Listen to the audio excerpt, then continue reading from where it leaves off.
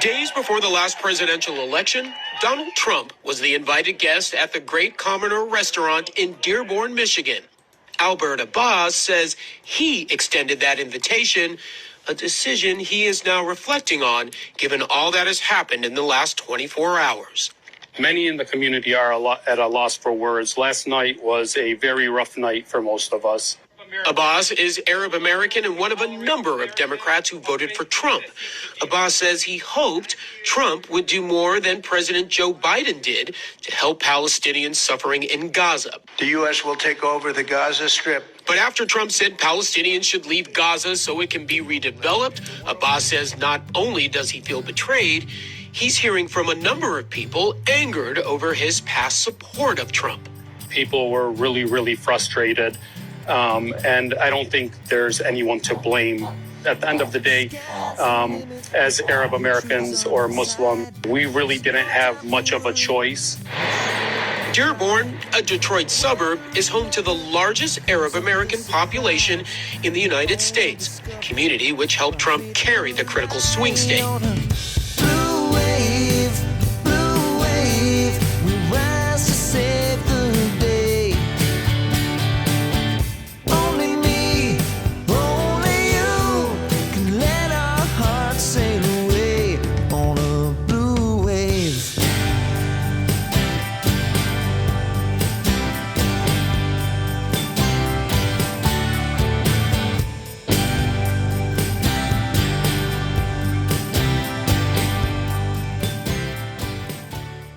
So I want to interrupt it there, Anita, because of the fact that something that jumped out at me, we didn't really have a choice. Do you have any thoughts on that? No, that jumped out at me too. Yeah, you did have a choice.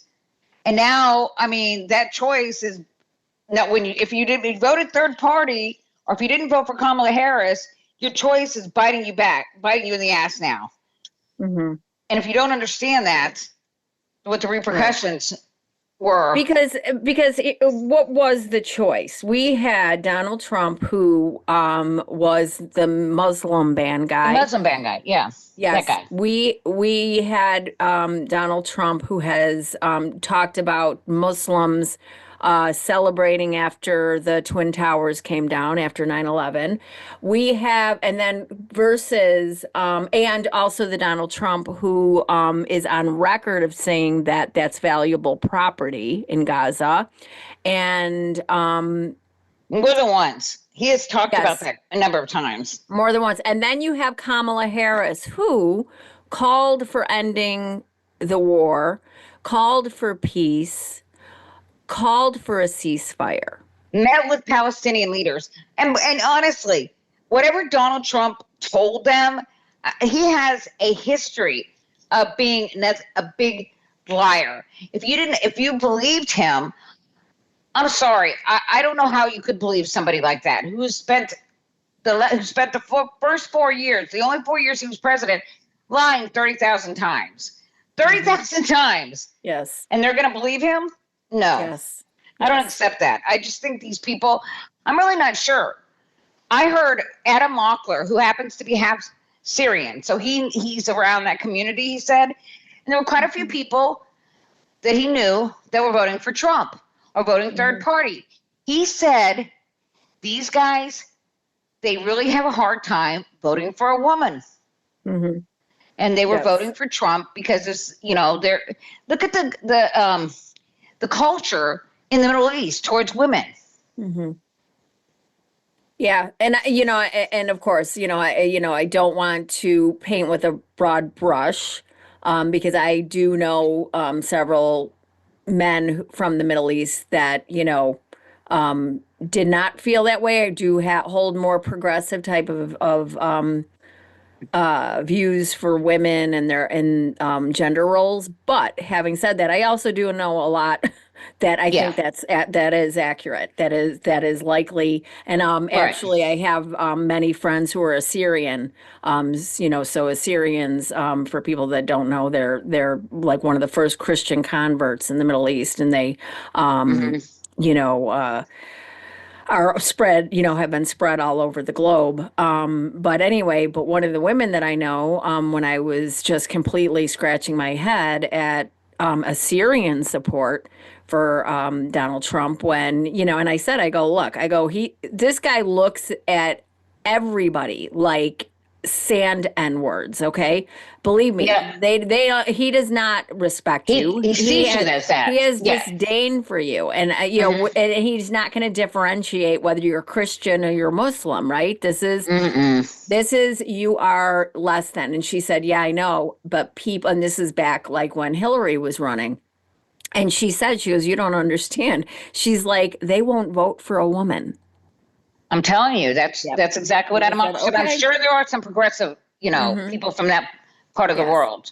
But also, I mean, the percentage of Muslims that voted for Joe Biden, but just couldn't vote for Kamala Harris. Right. And of course, Anita, we say this as two white women, and our demographic sucks anyway. But yeah, that's true. Here, no, I'm not saying. No, of course not. No, I just want to interject. That is a given. That is a given. That is our disclaimer. That is our default. We understand that. So if anybody's listening and saying like, oh, these white ladies have a lot of nerve talking about, no, there's a lot of white. Yeah, we're two white women who feel that white women overall suck. Okay, yeah, we know that. They definitely, they suck. They are ruining everything. Them and white men. Yes, white people really. White people really. And so we get that. Okay, this is just a conversation. We're trying to keep it real. Okay, so I'm going to continue playing this clip, and I'll stop it and we can respond along the way. Okay. He won 42% of the vote in Dearborn versus Vice President Harris with 36% and Jill Stein with 18%. In 2020, Biden handily carried the city with 69%.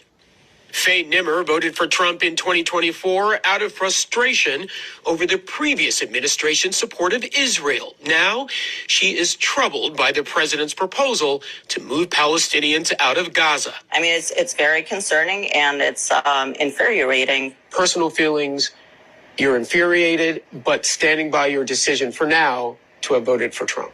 Correct. And what would move that needle for you to say, you know what? I made a mistake. Palestine is the red line for this community. Nimmer says she suspects Trump is bluffing. Yes, ma'am. Yeah. I'm sorry, but what did she say? She said she doesn't regret her vote.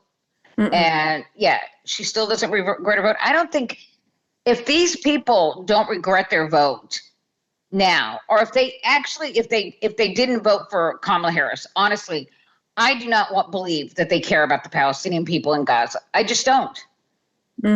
Because if they really cared about those Palestinians that live in Gaza or the West Bank, they would have made sure that Donald Trump never got back in the White House.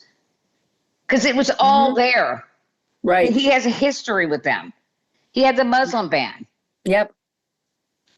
And by the way, I don't know why. I don't know why they would think that he would do anything or care about the people in Gaza. There's no evidence. There was zero evidence. And as a matter of fact, there was evidence, as we said before, to the contrary. Absolutely. And the drone strikes, I mean, that I think Biden had, or even Obama, had like 1/100th of the drone strikes. And he didn't care about the civilians that were killed. As a matter of fact, he hid those numbers because they were so high and he was getting some pushback. He decided to just hide them and not tell anybody. We weren't even allowed to see the numbers of people that were being killed in those drone strikes. He doesn't care. No. The Muslim communities he doesn't care about anybody. No, he doesn't care about anybody. That's true. He doesn't care about anybody. But he certainly cares even less about anybody that's not white. Exactly. Oh, absolutely. Yeah. All right, let's continue this. And is using his proposal as some sort of negotiating tactic. That's the same sentiment shared by Amar Zar. First, this is clearly not going to happen, right? And real estate broker Ali Alfarajala. A lot of people are calling me and texting me saying, hey, how did your vote work out? How was that third party vote? Both were so-called protest voters. Neither supported Trump or Harris. Are there any sort of second thoughts now about having supported a third-party candidate? Absolutely not. And I'll still do it again and again and again. I didn't vote for Trump. So A protest vote? I don't know. I would say it was a targeted vote of conscience to say that I'm a dumbass. I don't really give a shit about the Palestinians in Gaza. I just want to be, morally superior to you guys, to feel morally superior. Yeah. Yes. Yeah. I mean, the thing of it is, it's like you can, try and spin it again. What evidence does this person have that it's not going to happen? That he's not going to do exactly what he said? And when we have an article that talks about Jared Kushner making deals, Yeah. We don't have an article. We've heard it. Developing. Yeah. He said it. And so did Donald Trump. He talked about it being great. It's great property and, beachfront property.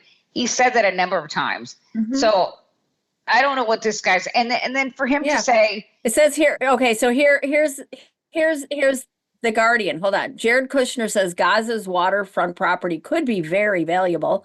Donald Trump's son-in-law also says Israel should bulldoze an area of the Negev desert and move Palestinians there. Yeah. Oh, here's another thing that Donald Trump has said. Move them someplace else. That's what he said he was going to do. All the Palestinians are going to have to move. And he was talking about permanently, but then they walked it back and said, oh, no, we meant temporarily. Really, temporarily?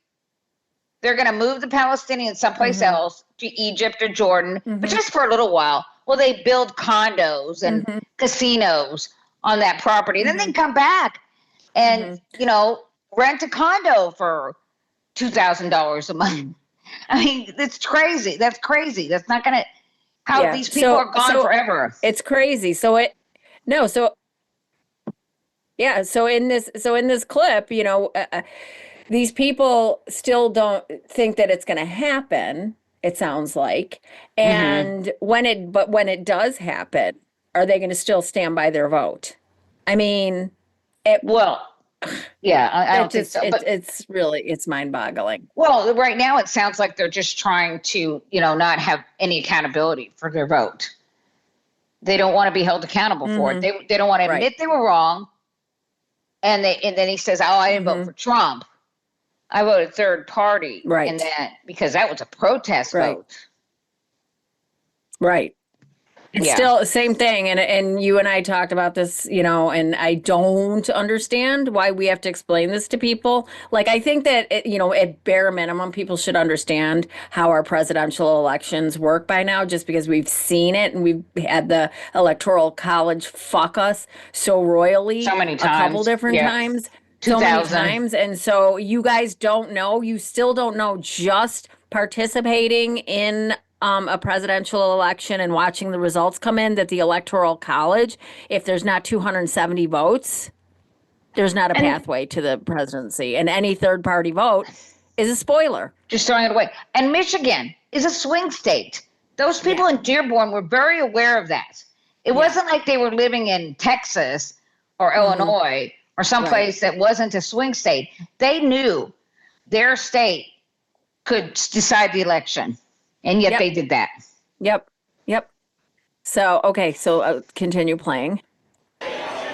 the children of Gaza have to mean something. Their death has to mean something. And while Arab Americans here were divided in the past, going forward, one point is uniting them: opposition to Trump's proposal to move Palestinians out of Gaza. The community will be unified. I will tell you this. The Palestinian people would rather die and live in a demolition site than to be ethnically cleansed and being sent out of Gaza to Egypt or Jordan.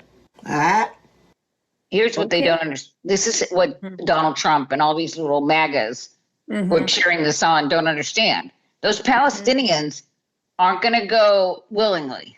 And he's talking about sending our military there into the Middle East again for an indefinite time period. How many millions of billions of dollars are we going to spend there? We're going to get bogged down there. And there's all these other countries around there, Jordan, Egypt, all these other countries that are like, no, this will be an act of war. Yeah. So we're going to end up in a giant war again in the Middle East with no, no way out. We're going to be there for decades, probably, just like in Iraq and Afghanistan.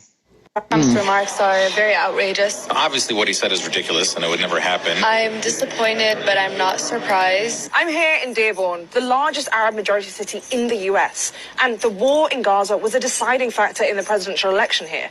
In this largely liberal city, President Trump won, and that was a big deal. We came here to speak to the Arab American community to find out how they feel about President Trump's comments about taking over Gaza. I voted third party. I think it's unlawful and delusional for him to think that he can displace Gazan people from Palestine, and that is calling for ethnic cleansing. I voted for Donald Trump. The initial reason why I voted for him was that he promised to bring stability to the Middle East and, to focus more of our resources on our country. Do you regret voting for Trump? I feel like I do and I don't. It's like mixed feelings, because I feel like if I did vote for Kamala or I didn't vote at all, my vote would have went to waste. She might have won, and I don't think that it was in her best interest to have a ceasefire.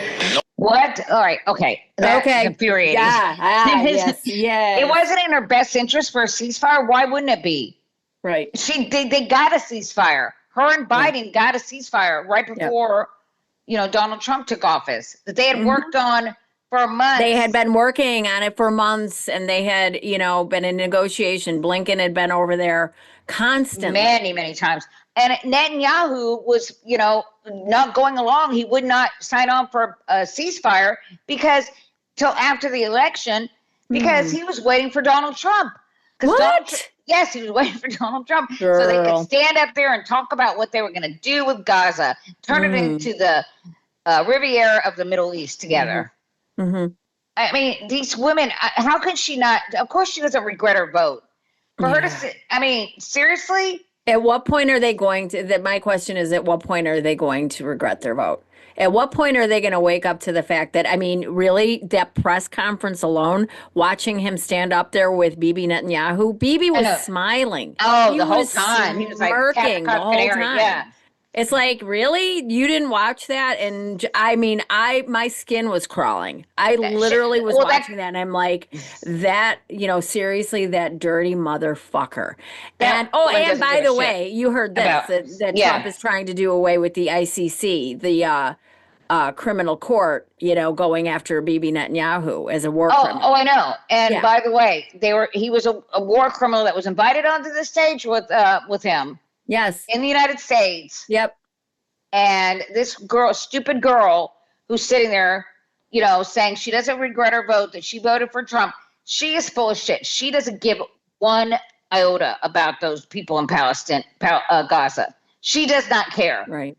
If she's sitting there saying, I don't know if I regret it, I just don't think it. Then she came up with this, what was that? This cockamamie answer about, I don't think that a ceasefire was in the best interest of Kamala. What does that mean? Why would not in her best interest? Well, this is the thing. Why would you think that when she literally was standing up there talking about a ceasefire the entire time? She was one of the first people to come out and say she wanted a ceasefire. She said it before Biden. Yes. She said it before many, many, many Democrats. She was working towards it. She was listening to these Palestinian leaders. You think Donald Trump's going to meet with the Palestinian leaders now? Hell no. Nope. So now what you've done is really screwed those people in Gaza. Nope. And lucky for them, they're never going to have to vote again. No, that's right. If Donald Trump you'll never have to vote again. Yeah, aren't we lucky? Okay, so so anyway, I think that it is there's, of course, you and I, we talked about, there's the fuck around, find out, the FAFO campaigns out there, and people posting. They're all over. Yeah. All over social media, the single mothers who are crying about losing their SNAP assistance and going people to losing the their Medicaid. Yeah.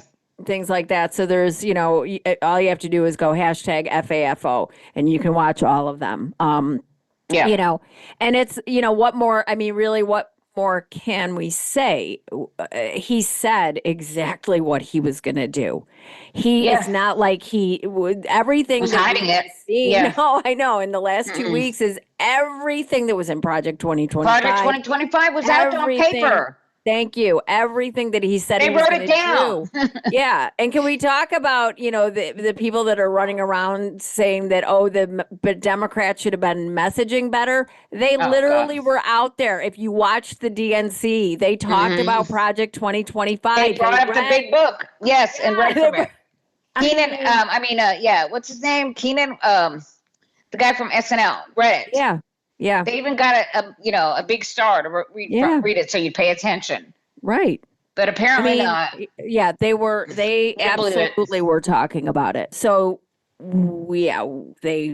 messaged it. They talked about it. There are unfortunately too many people weren't listening. They weren't listening. They weren't listening. They weren't listening. What do you do? I mean, I don't know.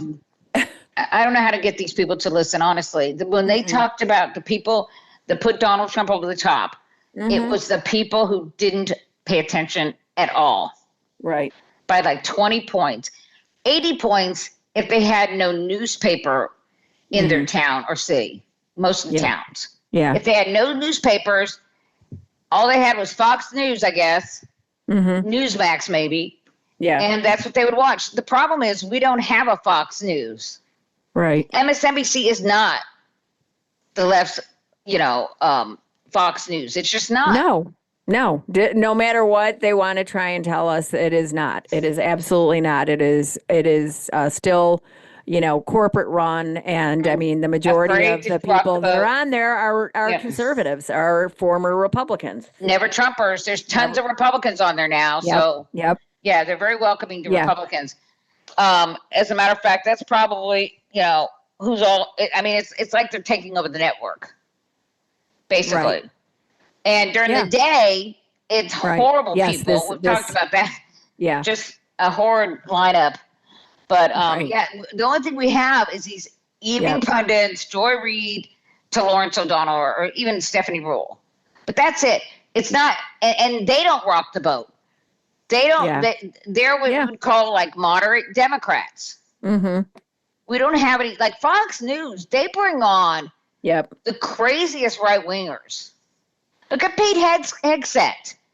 Look at the people that have Donald Trump hired. He hired them because they're radical right wingers who he saw on Fox News. Right. So we don't have anything like that. I mean, there's that free speech TV, but I mean, nobody watches that, and it's not available to everybody. It's not. So one of the things that goes along with the FAFO narrative is the story that you sent me from Raw Story, Musk's ally given power to halt tax refunds and Social Security checks. Yeah, that was pretty startling to me. That's why I sent it to you. Yeah. And by the way, in that story, you could read where Elon Musk says he thinks those are illegal anyway. Go ahead. Yeah. So the Musk ally now has control over the Bureau of Fiscal Service, which disperses more than $5 trillion with a T in annual payments for Social Security, Medicare tax refunds, and thousands of other programs and agencies, all of which Musk demanded on social media should be unilaterally halted as illegal. And so we have this South African billionaire. Nepo baby Nazi. Yes, Nepo baby Nazi, who is now in our treasury, controlling our money, payments that deciding what we're going to fund, what we're not going to fund.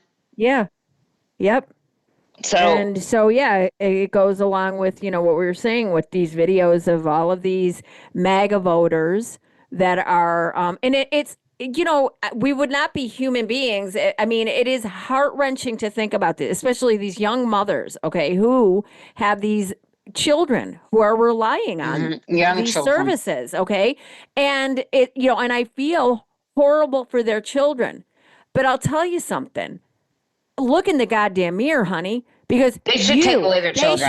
They should have a mother who has better judgment than you. When somebody stands up there and a party stands up there and talks nonstop, because this is not just like we have said, and didn't start with Trump, okay? This has been something that the Republicans have been saying forever, that they want to go after. Every time they get a chance, they go after that. Exactly. Every chance. Every time they get their hands on the farm bills, right? WIC, they go after WIC. They go after SNAP benefits. They go after any kind of subsidized housing, Section 8. That is definitely on their wish list. And if they've got somebody who's shameless and doesn't mind breaking the law, and there's no oversight. There's but this guy is unelected. He's an unelected Nepo baby Nazi who's running around. I don't know how people, until it actually, they don't get their tax refunds, until they can't go to the doctor, the kids can't they can take their kids to the doctor because Medicaid stopped, until, their schools are shut down. I don't know seriously, I don't know. These people, I heard them, I think Stephanie Miller was talking about this, where they did a panel, right? In Pennsylvania of MAGA voters, and they were tickled pink at what he's done. They were very happy about it. Yeah. And yet, until it affects them, because we saw it for just a little bit, a day, what happens when these, when they tried to freeze everything, and the backlash was so great that they stopped. They reversed course. Yeah.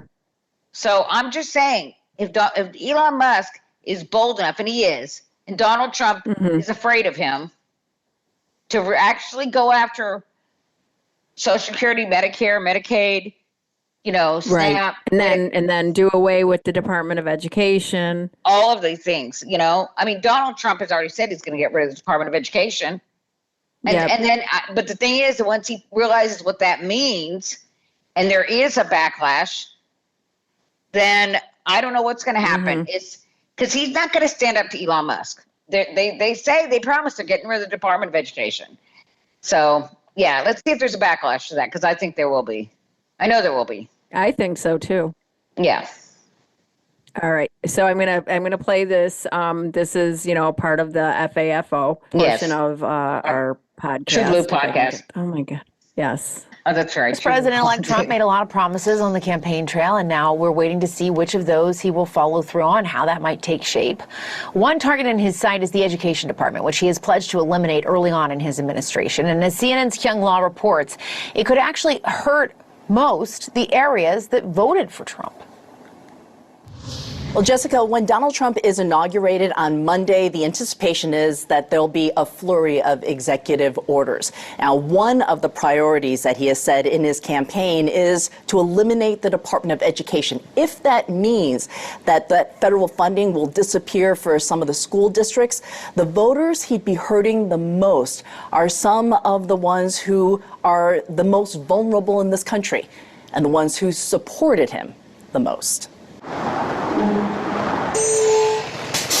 Good morning, all you Bulldogs. It is a great day to be a Bulldog. Bell County, Kentucky. Almost 80% of our students are underprivileged. What kind of poverty are you talking about with some of these kids? You're going to create your own. I would be confident in saying that when they leave on Friday, they may not eat again until Monday. For School Superintendent Tom Gambrill, funding is more than just books. When coal mining was basically eliminated in our area, we've been losing population. When you lose students, you lose funding. The elementary and middle school principal is Jennifer Blankenship. Remember, boys and girls, I love you, I believe in you, and I've got your back. You are acutely aware of money. Oh, acutely aware of it. Do you have to be acutely aware? You do. Every year of her 28 years as an educator here, Blankenship fought for every dollar for her kids. How much of this room is funded?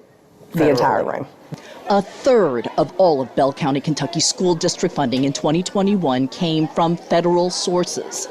So this district is listening as incoming President Donald Trump pledges this. One other thing I'll be doing very early in the administration is closing up the Department of Education in Washington, D.C., and sending all education and education work and needs back to the states. What exactly that means for a state like Kentucky is unclear. Trump won this state. In Bell County, 84% voted for Trump, yet it deeply relies on federal funding. And that's not unusual. A CNN analysis found the 15 states that most rely on federal funding for its public schools in 2022 all voted for Trump. And I voted for President Trump. I mean, you're an educator. You Yes. didn't vote for Trump eliminating federal funds No, here. I did not vote for that. I voted Okay. for President. Yes, All right. you did. Yes, you did. Yes, you did. I love you. I care about you, and I got your back. Except now I don't. I mean, I voted for Donald Trump, and he's going to do away with the Department of Education, which now we're all screwed. So it begs the question, what did you vote for Donald Trump for? You're an educator, okay? How did she not know this? How did she not know this? He told her, everybody, that's what he was going to do. Sure it's did. It's in Project 2025 also. So if you didn't read that, he has said it out loud a number of times. Yes. So, I mean, it's just, that is infuriating that stupid woman, this is not what you voted for. Mm-hmm. Yeah, you did. Yep. Yeah, you did. You should have known better because you're a superintendent of schools. She's a principal. Then there's the superintendent. Okay, she's a principal. Yeah. So that she doesn't look to see what their policies on education are. She doesn't do that. I mean, how irresponsible is, I love you, I care about you, and I got your back. That's what she's telling those kids. And then she doesn't even bother. She's looking around every single thing in this room. 30% of our funding Budget. comes from the federal government. What? Yeah. No. I mean, seriously, these counties that vote for him, 84%, and it's such a it's in Appalachia. Yep. Yes. Which is a poor white community. Yep. So, So let me continue this. Okay, hold on. Okay, go ahead. President Trump to make America first again and to improve our lives. Do you believe that he would cut funding for this county? I want to say in my heart, absolutely not. I do not think that's what the voters want. If we have federal cuts, then that's going to mean bigger classroom sizes. I would lose teachers, first and foremost. It's devastating for this school in particular. Do you know why she says that?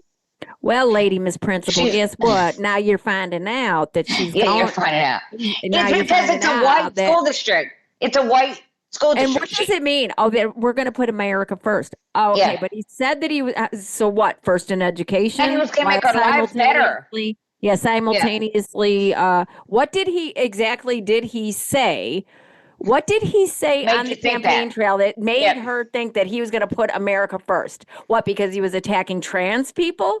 Yep. Because he was Immigrants. attacking wokeness? He was going after DEI? I just don't understand how somebody who's a school Nothing. principal Yeah. could be that dumb. Yeah.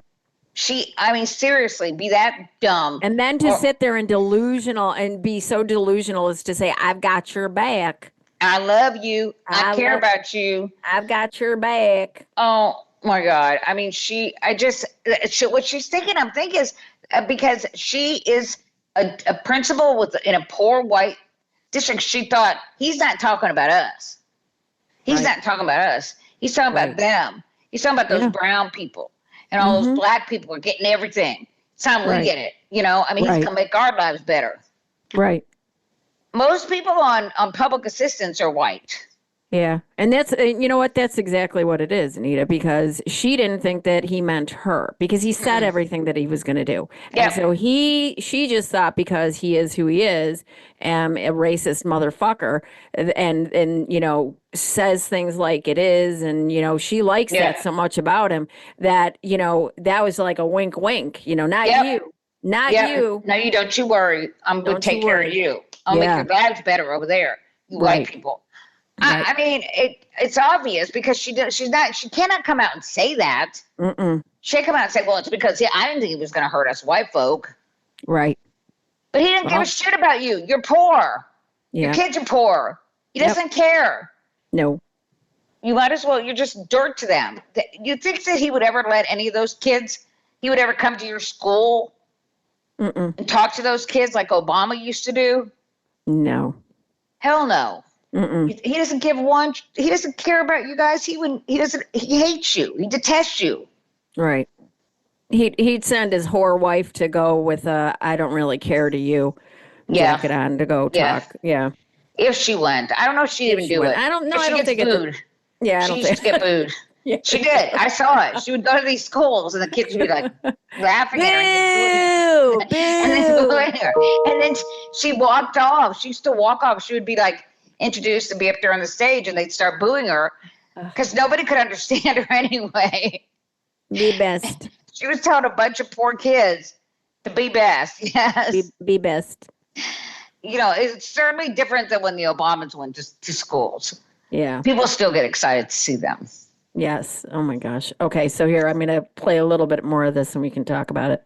These cuts happen, it'll be awful. It'll be awful for our kids. Mrs. Goodnight, as her 4th and 5th graders call her, grew up in Bell County. Her son is a 3rd grader here. They're not going to be as prepared in their adult lives.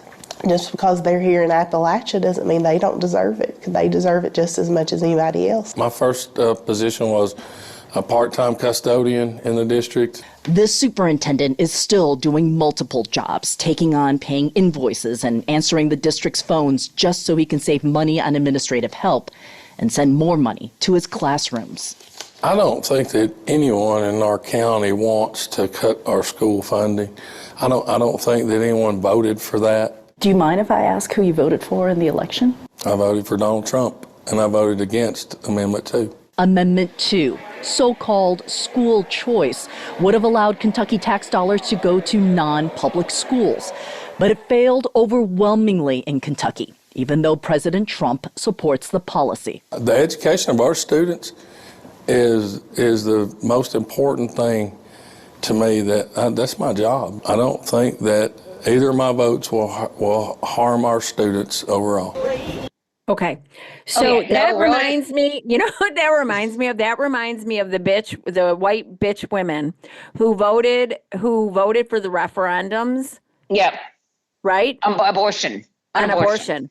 Yes. But it voted for Trump and then voted for the referendums on abortion to overturn the Dobbs. Yeah. Yeah. Oh my God. That was such a big mistake to put those separately. I mean, it gave them a chance to, I can just it gave them selfish over here. Yep. Yeah. And over here, I want to keep my abortion rights, but I'm still going to vote for Republicans because I want to be racist. Still. Yeah. So this guy thought the same thing. I'll vote no on this. And that'll protect the funds. But I'm going to vote for Donald Trump, who openly has said that he is going to go do away with the Department of Education.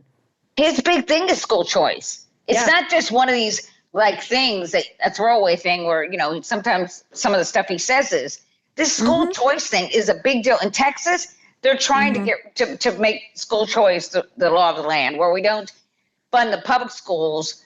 We don't have the money to fund the public schools because kids are getting vouchers to go to these private schools. So you have these kids going to school in these, especially in these rural areas.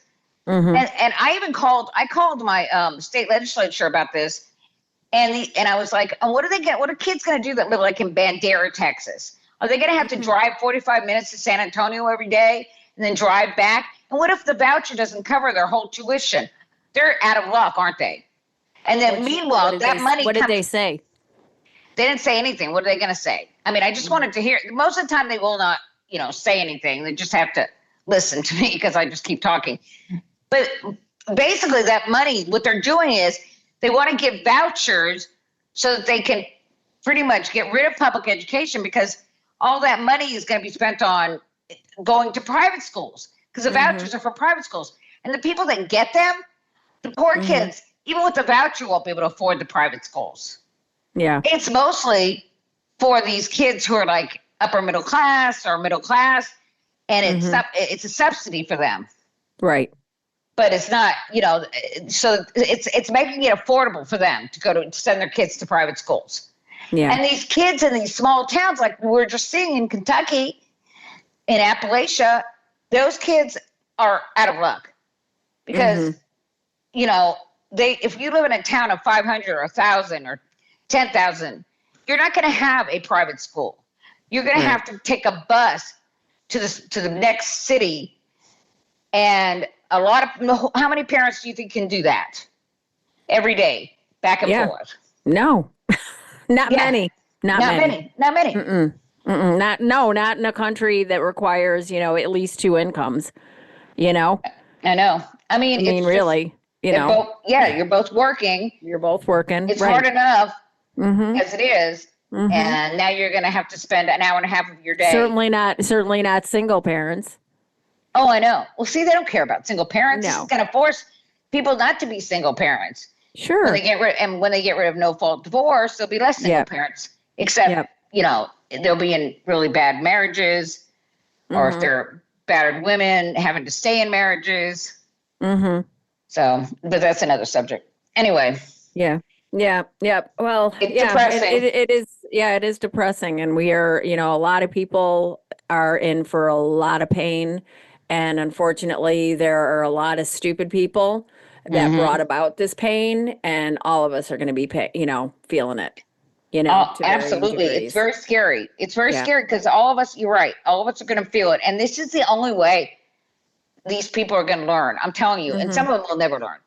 Right. But there'll be enough of them, because enough of them that voted for Biden and then went back to Trump, because, you know, a lot of people after COVID, they blamed all of the inflation, everything else, the struggles that we were having after COVID on Joe Biden or the administration.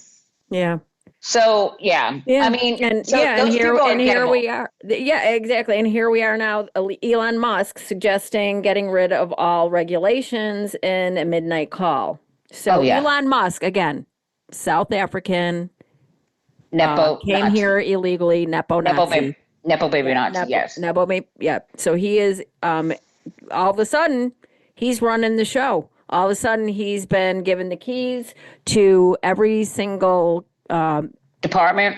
Yes. Department, the castle, and every single department in the castle. And so here we are. So to the Treasury.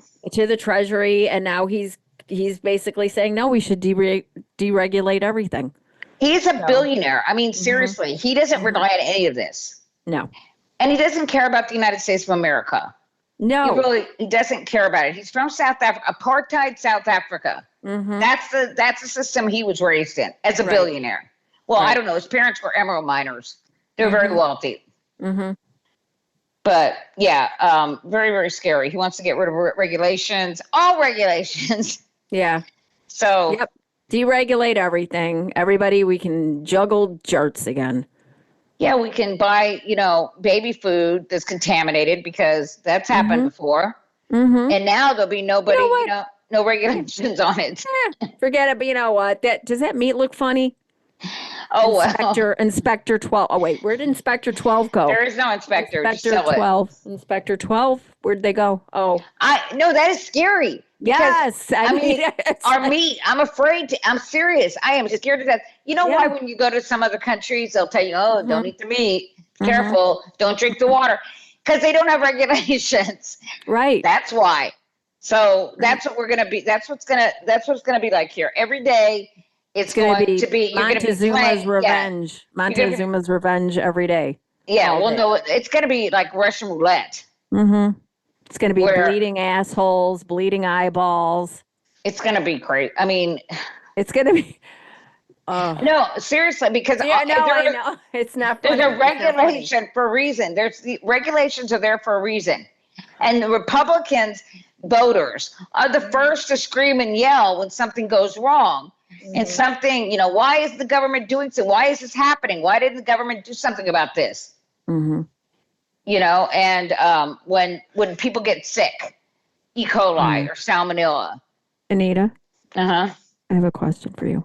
What? Is it too early to start drinking?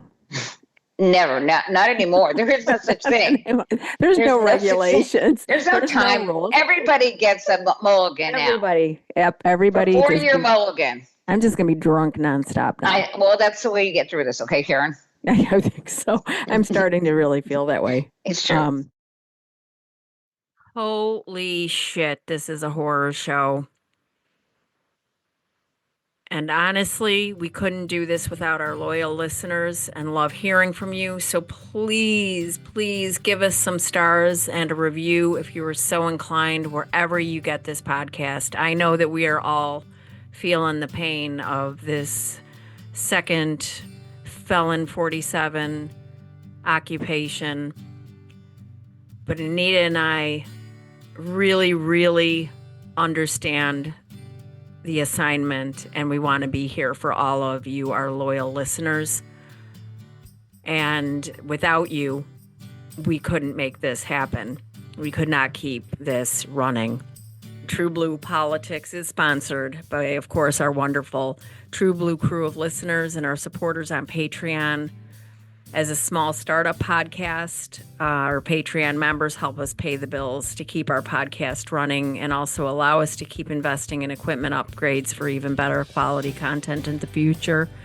I know that we all have our day jobs. I know I have a day job, and, you know, that requires a lot of my time, but I want to be able to devote as much time to having these conversations, getting the word out, fighting the good fight against tyranny. You know, so much of this is reliant on our community of progressives and road warriors. So when you sign up as a monthly TruBlu crew member on Patreon at even just $5, you instantly unlock our private TruBlu pod chat and full episodes a day earlier than everyone else without ads in the middle. Upwards from there, we've made even more perks available, like a personal Zoom call with me and Anita to discuss ways to overthrow convicted criminal felon 47, Elon motherfucking Musk, and the GOP. If you could please become a Patreon subscriber at any level, go to patreon.com/TruBlu. That's TruBlu Politics Podcast. Again, we could not do any of this without you guys. It is because of you that Anita and I can draw hope for the future of our democracy, hope for our community, hope for our children, hope for our grandchildren. We need to be together. We need to know that there are going to be able to be voices out there that are going to keep speaking truth to power. And in our small little way, Anita and I hope that you know how much we appreciate you guys. So let's keep fighting. Keep calling our representatives. Keep getting out on the streets. Take a step away when you need to, but come back into the fight. And please, please consider supporting our little podcast. We love you guys. Stay strong and stay in the fight. Now, moving right along and into our new segment, don't say it. Bear with me one second. I just wanted to play something to segue us into our next segment. Please hold. Okay.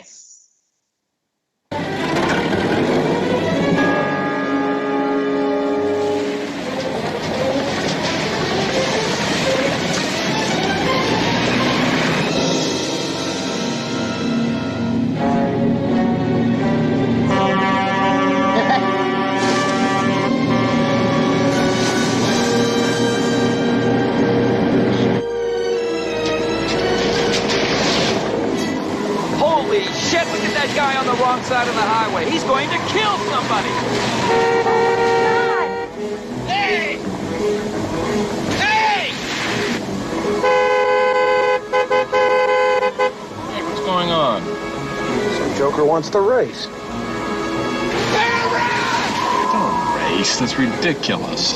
All right, come on. Let's go. Let's go. Put your window down! You want something? He's probably drunk. You're going the wrong way! What? You're going the wrong way! He says we're going the wrong way. Oh, he's drunk. How would he know where we're going?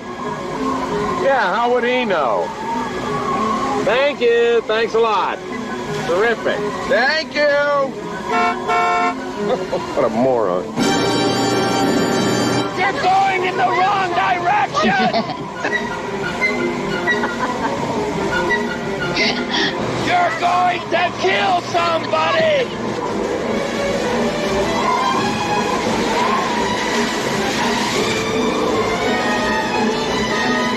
You're going the wrong way!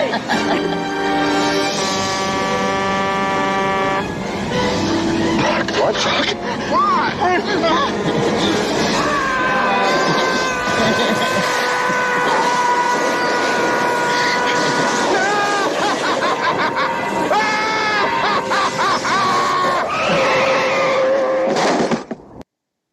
Yeah, that's my favorite scene. I love that scene. It's so funny, but it's so true. We are going the wrong way. We're going to kill somebody. Or a lot of people. Yeah, so here we go into our next segment, planes, trains, and automobiles. And Elon Musk wants to deregulate everything. Everything. Yes, because he hates regulations, because they bother him.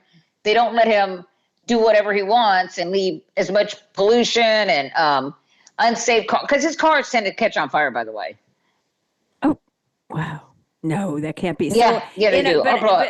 But let's go in order. So we have of course, a series of horrible events that happened since Elon Musk came into power and forced the head of the FAA to resign on day one. Yep, they fired everybody that had to do with safety in the airline industry. That's what they did. Yes. And forcing the Committee for Aviation Safety to disband. That was another one. Yeah.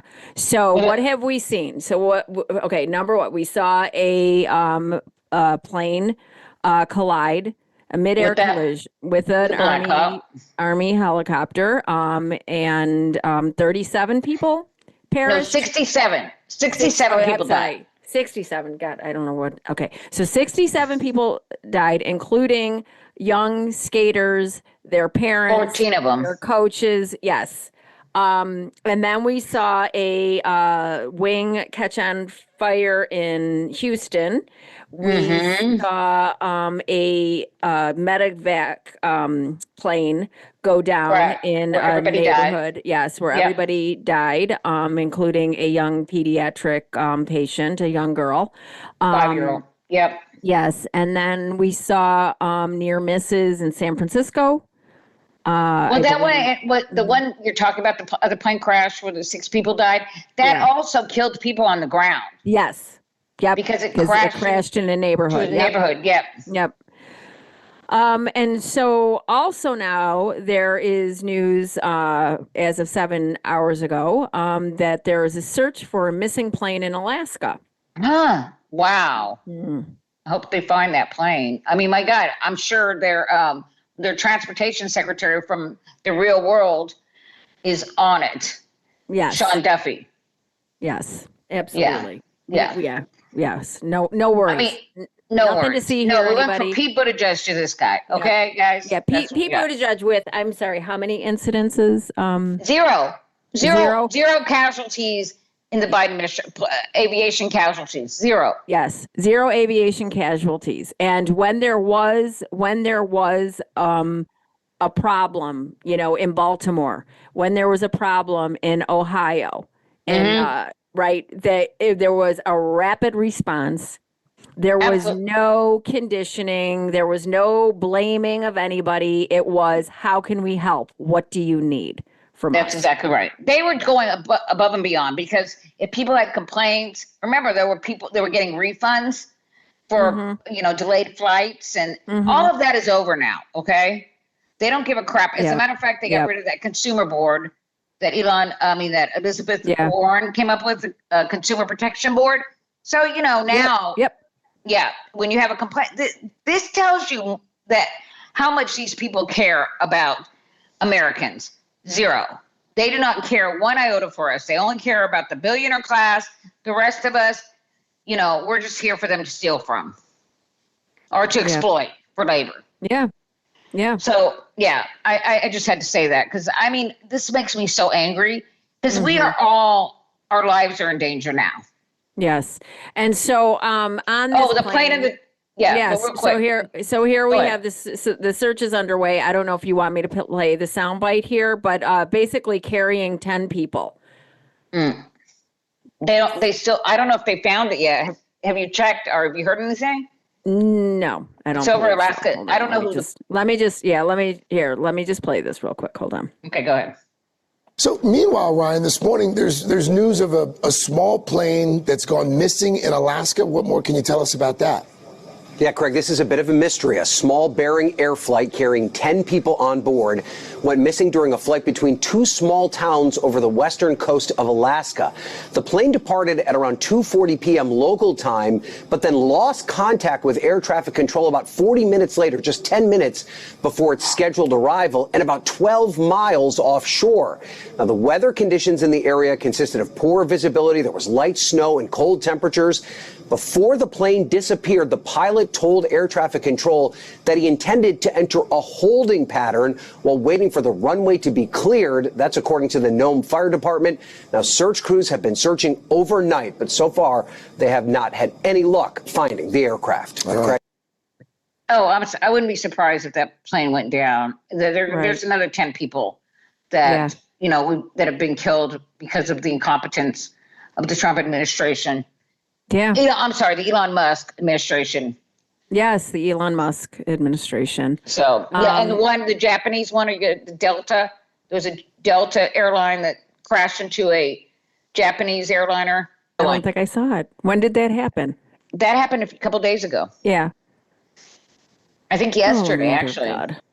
But yeah, it's just every day. It's every fucking day. It's every day. Are you kidding me? And in Houston, a plane caught on fire. God. An airliner carrying, I don't remember how many passengers, like 70 passengers, and they had to do an emergency, exit. Yeah. Because the plane was getting full of smoke, and they finally said, okay, you guys need to get out. But oh my God. We know Boeing has cut corners. Mm-hmm. And now there's going to be no pressure on them. Right. To fix that. Because I don't know who needs to hear this, but the reason that there are regulations is because shit goes wrong and people don't always do the right thing. I thought they were just there to make things, they bureaucratic. Right. We should just trust. That they're going to do the right thing. It's like, no, the shit comes about because the shit goes wrong. It's or people get hurt because it's dangerous. Happen exactly. Like toys. There are toys that have been, banned. Right. We talked about the what with the darts, the lawn darts. Yeah, the jarts. Yeah. People had to die. Yeah. Because of that. Remember those things, those balls that were made of, marble, like real big. They called them knicker knockers and knockers or something like that. God. Oh my God. And the kids used to swing them around. Yes. They were heavy. God. Yes. Oh my God. Yeah. Yes. Those got banned for a reason. Flammable pajamas because kids were catching fire, burning up. Yeah. We're going to bring all that back again. Wow. Seriously, he wants to get rid of all regulations. Then we'll just see that. You know how many years it took to start. Every time we make a regulation, like you said, it's because of something that happened. It's a cause and effect. It's not like people just do it because, I don't know, do they just want to, or they just want to make it harder for people? I don't know. There's a reason. So we're going to have combustible kids again. Yes, we're going to have combustible kids if they survive the lawn darts.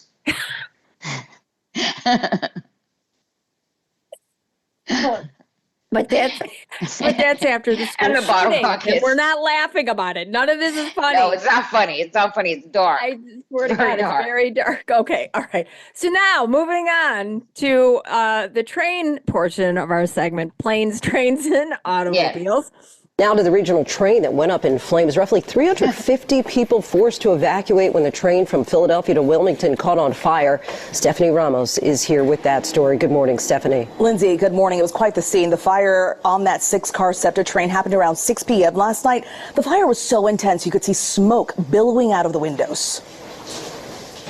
Overnight, a SEPTA train suddenly erupting into flames. Confirming the train on fire from Amtrak itself.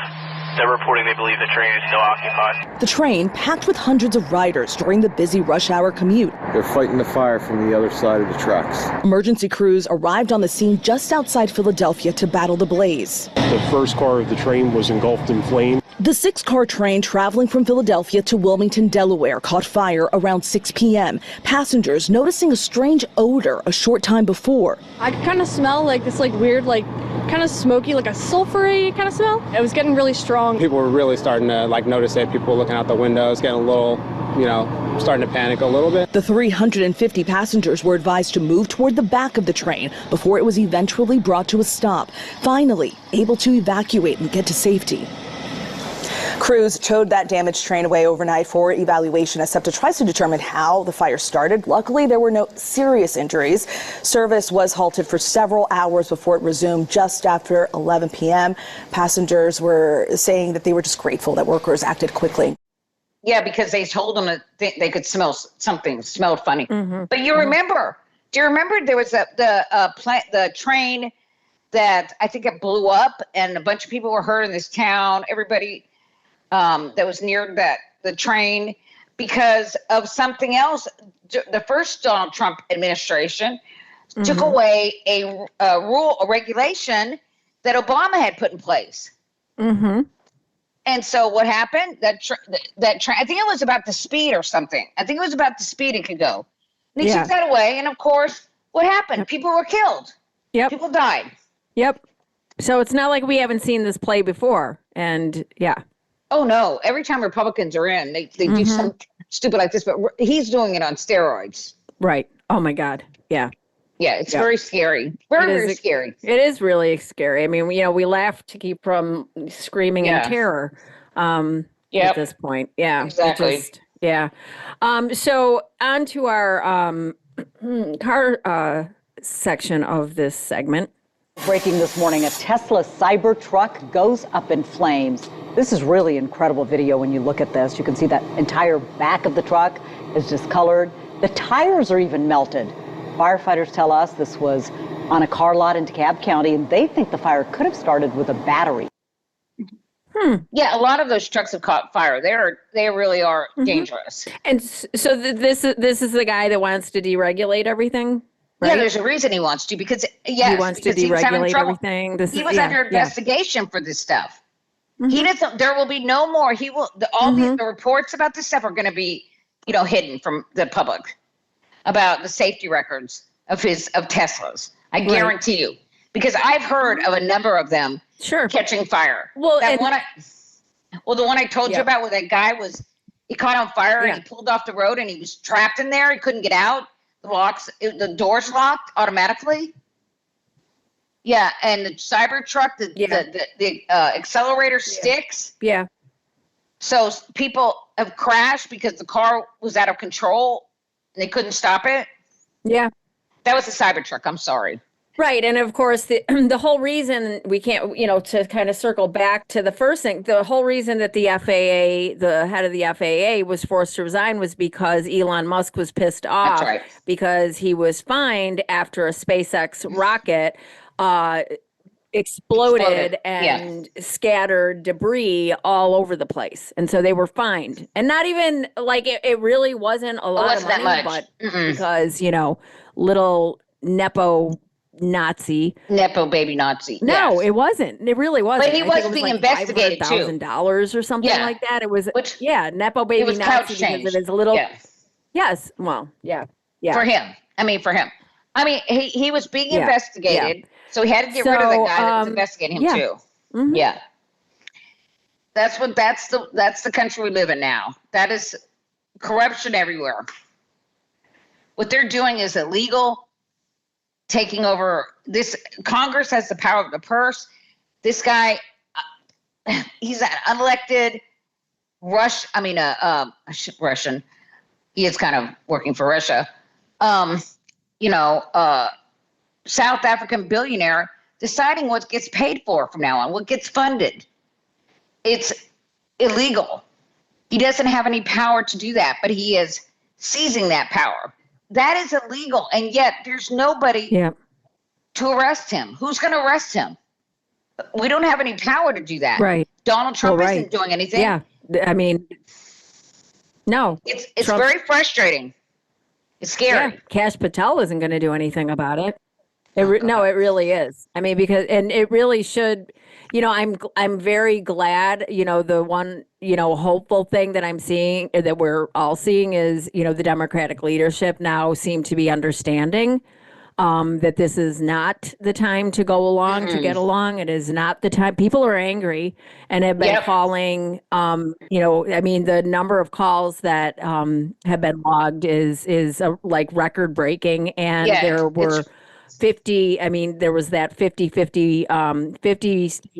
protests one day. In 50 states, I know that I attended a protest, the Chicago protest at the federal building, where we delivered letters to Durbin and Duckworth, our senators. And so I think that they are starting to wake up. They are. Yeah. They are. Yeah. We had hundreds. This was on a Wednesday in the middle of the day. There were they had it in Springfield hundreds. too. Yes. They had a big protest in Springfield, I know too, because that's the capital. There was a big one in Austin. There was a big one in New York. Of course, that's not. I don't know about in what's the capital of New York? It's oh my God. Is Syracuse? Is that right? Am I? No. It might be. What the heck? I don't know why I can't. But there's too many things to think about these days. Albany. Thank you. Okay. Albany. Woo. Yes. Woo. There was a protest in I'm sure there was a protest in Albany. They did get to 50 states. Mm-hmm. But it's just, I know that your governor, Pritzker, lit a fire underneath the Senate, because he was like, he told Schumer, look, we are out here, all alone trying. We're the ones taking the shit in the states. Right. Yeah. And you need to help. You need to start, showing some friggin' urgency here about what's going on. And understanding that this is not a normal situation. None of this is fucking normal. And we're all sitting out here saying, why aren't they understanding that this is not normal? We know this isn't normal. And we've been waiting. What the fuck are they doing? We've been waiting for somebody to tell them that, to reflect what we're feeling. Yes.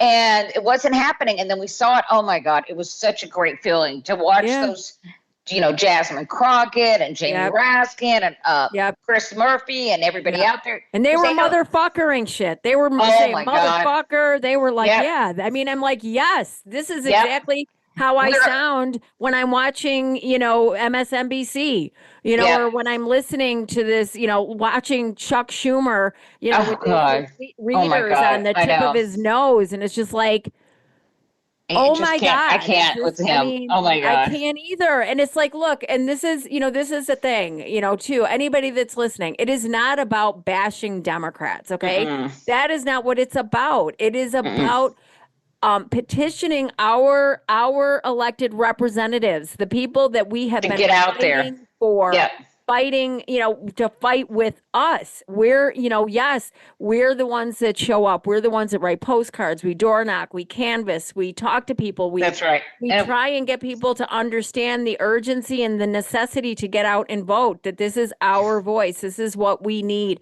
But this is the thing. We can't feel like we are alone. You guys have to give us something to fight for. And if we feel like you guys aren't raising the alarm, speaking at volumes that are necessary right now, using verbiage that is necessary right now, what are we supposed to do? What are we supposed to think? Well, how are we supposed to have those conversations and also, coming into the midterms? Yeah. Also, when we don't hear anything, when there's silence, silence is complicity. Yes. That's right. Yeah, if we're just sitting back and not, and our Democratic officials aren't doing anything or saying anything. We understand. I want people to understand this. The Democrat, like you said, we're not bashing the Democrats. We want them to reflect the sense of urgency that we feel. But we understand that, you know what, they don't have the power to change anything. So anybody out there going, why won't the Democrats do something? Yeah, you took that power away from them. The American people took that power away from them on November 6th. Okay? We don't have the Supreme Court, we don't have the House, the Senate, or the presidency anymore. So, I mean, for you guys to say that, I mean, it shows a true lack of understanding of how government works. Exactly. So remember that. Don't call and tell them, what are you doing? What are they saying? I want to hear from them. I want them out there, speaking truth to power. And telling us that we're not wrong. If we're not, if we're not seeing them, if they're not out there telling us what they're doing, how they're fighting, if we don't see them fighting, there cannot be this thing where it's like, well, behind closed doors. Yeah, we're doing something. We're writing really strongly worded letters. Yes, exactly.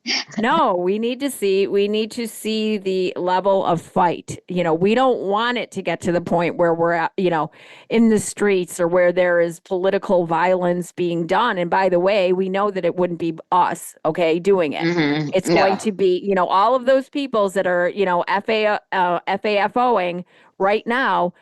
We know that these guys are going to be pushed to the brink. And when they are pushed to the brink, they're prone to violence. And I mean, I imagine it's going to come out of the villages when they cancel Social Security and Medicare. There's gonna be golf carts descending on the Capitol. Oh yeah. Those people are not gonna. They're not happy. They're not gonna play. What do they got to lose? You know what I mean? Where are they gonna be without Social Security and Medicare? Exactly. Yep. If they touch that, I'm telling you that and that's a third rail for a reason. Oh yeah, most definitely. And they're already talking about cuts, right? Mm-hmm. I think Elon Musk wants to just eliminate both, but even cuts, this is our money. This is the money that you pay for every paycheck. Since you were working. And so for them to take it, I mean, it was stealing. It'd be theft. Absolutely. And so fight for it. Right. Get out there and fight for every penny. For every penny. Don't let them cut it. This is life or death. This is life or death. This is not a time to, to play around or, soft walk stuff. They have got to be very clear about where we stand. And I mean, I'm glad to see that Lisa Murkowski actually was talking about the volume of calls that her office. Yeah. So, this is, and whether it's Democrats or Republicans, we have got every single person. It is all hands on deck. If you've never picked up the phone to make a phone call, now is the time. Yeah. Give them the phone number. Write this down. You have the phone number, Karen? Because I do. If you don't. No. Okay. 202-225-3121. Yep. You just ask for your representative or your senator's office, or they'll just ask for or you can punch in your zip code. Yep. And they'll direct it straight to the person that represents you. Yes. But it's important that you call them as many times as you have to, and let them know there was a report about the people that were calling hysterical. The number of people that were calling that were very, very, and that one of those people was me. Yes. I have cursed for the first time. I've never cursed calling my representative, but I was so mad. I was like, "You're fucking evil!" Right. On the phone, I left a message. Oh, by the way, if you can't get through to a staffer, leave a message because they have to listen to all of the messages. Don't send an email. They throw those away or they don't read them all. They don't pay as much attention, believe it or not, as they do to phone calls. So it's important. We have to. Remember when we were fighting to keep the Affordable Care Act, Obamacare? Yep. The reason why they felt the pressure. Every single Democrat and some Republicans. Some Republicans still, even though they were being pressured, they didn't give a shit because Republicans don't care what you want. Right. They don't care. They don't represent you. Their constituents don't seem to care because they keep voting for them. Even Yeah, though I have a feeling though, I have a feeling that, especially these folks that are getting, SNAP benefits and, getting some WIC, other. yeah. Yep. I have a feeling that this might be, one of those things that. It will be. Yeah, I mean, we're already seeing it. There's evidence of it, but It breaks them. Well, Yep. yeah, absolutely. Well, listen, we could go on all day, but it is time to wrap this up. And this episode 29 of TruBlu Politics podcast. It's been, as always, very nice mixing it up with you, Anita. You too, Karen. Have to do this again. Yes, well, yeah, in a couple of weeks. Okay, maybe Cliff Schechter will come on with us next. Maybe if we can get where is he? He's so busy. No, he's busy. He's very busy. Where are you, Cliff? Yes. Come, no, please. Please come and join us, Cliff. Anyway, all right. Bye, everybody. Bye, everybody. Love you.